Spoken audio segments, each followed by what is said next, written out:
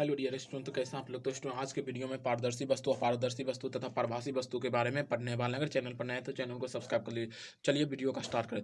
तो dear student, आप देखते होंगे कि आपके आसपास बहुत सारे वस्तुएं हैं, ठीक। लेकिन आप एक परीक्षण करिएगा, बहुत सारी वस्तुओं पर अगर आप टॉर्च बार के देखिएगा, लेजर बार के देखिएगा, तो बहुत सारी वस्तुएं होते हैं कि जिससे आर पार प्रकाश चल जाता है, या बहुत सारा वस्तु ये भी होता है कि प्रकाश उससे नहीं जाता है, और बहुत सारे वस्तु इस प्रकार से भी होता है कि उससे प्रकाश के बहुत ही कम मात्रा जा पाता है। इसके आधार पर भी ही हम वस्तु को तीन प्रकार में बांटते हैं: पारदर्शी वस्तु, अपारदर्शी वस्तु और पारभासी वस्तु। तो चलिए एक एक करके देखते हैं। तो सबसे पहला वस्तु मेरा आता है पारदर्शी वस्तु या पदार्थ बोल सकते हैं। वह पदार्थ जिसे होकर प्रकाश आर पार हो सके उसे पारदर्शी वस्तु कहते हैं। किसे कहते हैं? मतलब वह पदार्थ जिसे प्रकाश आर पार हो सके उसे पारदर्शी पदार्थ कहते हैं। आप एक टॉर्च लीजिए, आपके आसपास में जितना भी पदार्थ है उस पर टॉर्च मार के देखिए अंधेरा में, और देखिए कि प्रकाश इसके आर पार हो रहा है या नहीं हो रहा है। वो पदार्थ जिससे आर पार होगा उसको पारदर्शी पदार्थ कहते हैं। ओके, तो वह पदार्थ जिसे होकर प्रकाश आर पार हो सके उसे पारदर्शी पदार्थ कहते हैं। जैसे वायु हो गया, कांच हो गया, पानी भी दे सकते हैं, पानी हो गया। ओके, और बहुत सारा एग्जांपल है। ओके, तो चलिए नेक्स्ट पदार्थ की ओर चलते हैं।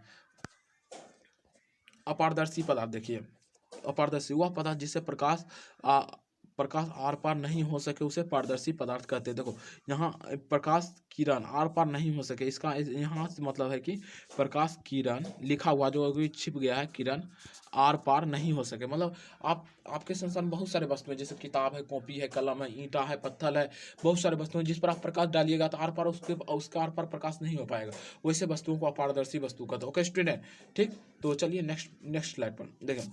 वह पदार्थ जिससे होकर प्रकाश की बहुत कम मात्रा पार हो सके उसे पारभासी कहते हैं, ठीक। जैसे देखिए बहुत सारा वस्तुएं, जैसे तेल लगा हुआ कागज हुआ, घिसा हुआ कांच होगा, उस पर अगर प्रकाश डालते हैं तो जितना प्रकाश पड़ रहा है उससे कम ही आर पार हो सके। जैसे देखिए, आप अगर जो खपरेल के घर देखे होंगे तो जब धूप उगता है तो धूप उसकी जब छेद होता है वहां पर खपरेल के घर में, तो उस रास्ते से प्रकाश आ रहा है, वो प्रकाश, लेकिन वहां पर खपरा पर बहुत सारा पड़ रहा है, लेकिन उस छेद से बहुत ही कम मात्रा में प्रकाश आ पा रहा है। उसी प्रकार से जैसे तेल लगा हुआ कागज हुआ, घिसा हुआ कांच होगा, अत्यधिक मात्रा में प्रकाश की किरण जा रहा है, लेकिन उस तेल लगा हुआ कागज या फिर घिसा हुआ कांच से प्रकाश के कुछ किरण ही आर पार हो रहा है, उसे ही पारदर्शी पदार्थ कहते हैं। मतलब वह पदार्थ जिससे प्रकाश की बहुत कम मात्रा पार हो सके उसे पारभासी कहते हैं। जैसे देखिए पारदर्शी में अगर आप 100 किरण आपतित करा रहे हैं तो 100 किरण में से 100 किरण बाहर निकल जाएगा। ओके, और अगर अपारदर्शी पदार्थ में 100 किरण आप आपतित कराने हैं तो वो कोई भी किरण उसको पार नहीं करेगा। और